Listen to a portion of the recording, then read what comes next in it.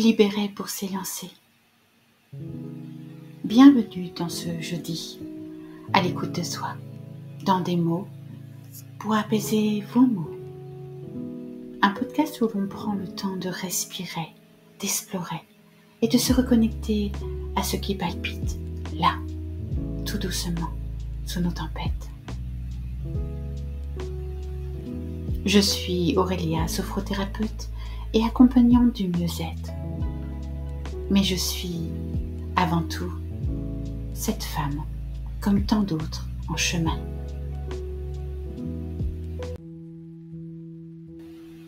J'accompagne celles et ceux dont l'élan semble s'être perdu quelque part entre le mental en boucle, le corps en souffrance et le cœur en manque d'air. Mon approche, elle se veut douce et bienveillante, mais profonde, enracinée dans les 3 C, le cerveau pour comprendre, identifier, mettre les mots sur les mots, le corps pour ressentir et le cœur pour accueillir. En harmonisant ces 3 C, l'objectif est de retrouver sens, souffle et joie d'être soi. Et aujourd'hui, c'est depuis un lieu un peu particulier que je vous parle. Une chambre d'hôpital, dans un centre antidouleur.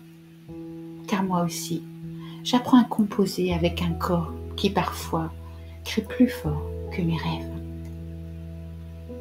Moi aussi, j'ai connu ces élans freinés, ces élans contrariés.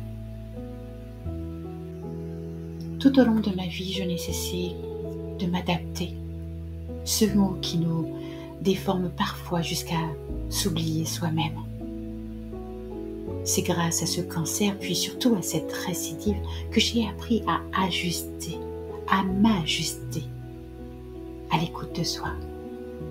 C'est ainsi que j'ai appris à m'écouter vraiment, pas seulement ma tête, ni seulement mon corps, mais aussi mon cœur. Car c'est quand ces 3 voix s'accordent qu'un nouvel espace peut naître, celui de l'élan juste. Oui, la sophrothérapie n'est pas magique.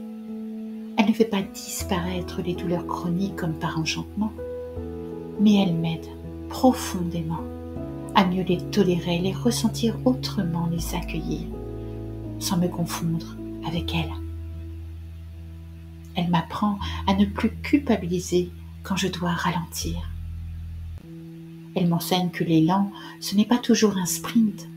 Parfois, c'est un souffle calme, une étincelle discrète. Et aujourd'hui, je vous propose justement d'explorer cet espace subtil entre libération et le mouvement, entre le feu d'artifice et le retour au silence, entre l'élan freiné et l'élan retrouvé. Et si, avant de s'élancer, il fallait se libérer, délivrer. Ce refrain trotte encore dans nos têtes, comme un cri de cœur, un peu kitsch peut-être, mais terriblement juste. Dans cet épisode, j'ai envie de vous parler de ce moment étrange, ce passage suspendu, ce silence après le feu d'artifice. Et si, au lieu de courir après l'élan, on apprenait d'abord à écouter ce qui l'empêche de circuler? Vous êtes prêts? Oui, l'élan ne se force pas, il s'invite. On a parfois cette fausse croyance que pour retrouver la motivation, il faut se secouer, se discipliner, se lever plus tôt, se booster. Mais l'élan n'est pas une injonction. L'élan, c'est une permission d'exister, de respirer, de se mouvoir autrement.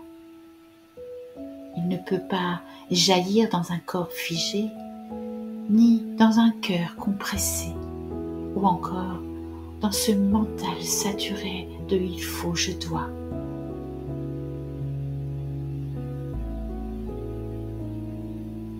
Alors si on allait voir plutôt ce qui est retenu, ce qui retient cet élan. Quand on est tendu, contracté, submergé, l'élan n'a simplement pas sa place.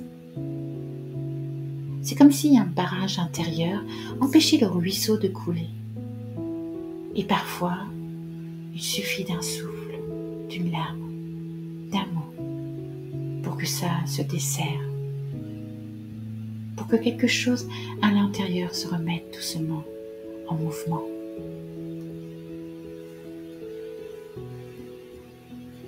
Libérer pour mieux respirer.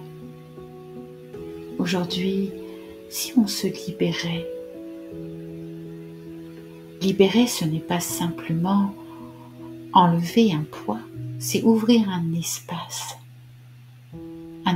pour ressentir, pour écouter le désir intime, la joie discrète et l'élan encore endormi. Vous voyez, ce n'est pas un grand feu d'artifice bruyant, c'est souvent une étincelle. Et cette étincelle-là, elle vient quand on arrête de se retenir, quand on ose être vrai avec soi. Je me souviens de cette femme que j'ai accompagnée. Elle se disait à plat comme éteinte, elle cherchait à retrouver de l'énergie.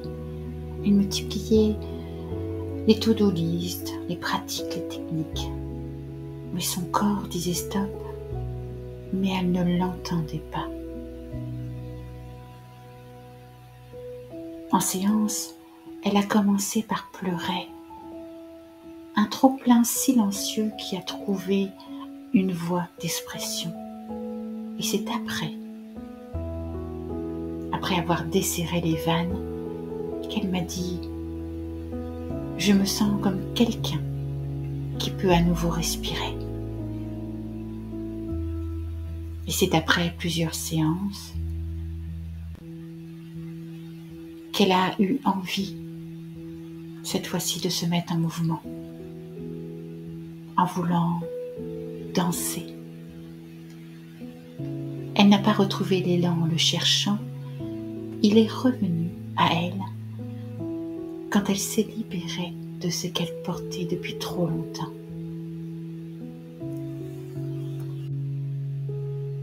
Alors aujourd'hui, je vous propose ici et maintenant de fermer un temps vos yeux ou simplement de tourner votre regard vers l'intérieur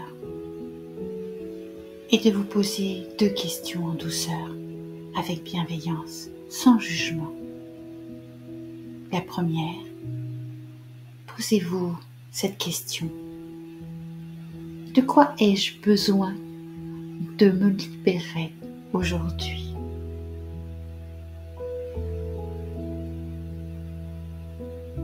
Prenez le temps. La deuxième, et vers quoi ai-je envie d'aller une fois libre?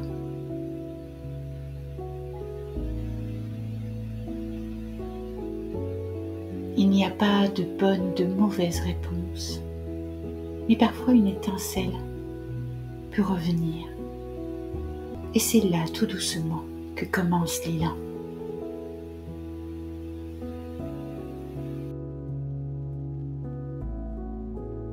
Merci d'avoir pris ce temps pour vous, à l'écoute de soi.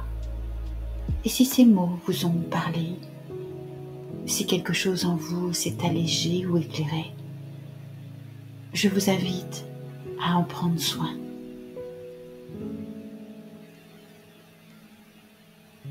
Je vous dis à très vite.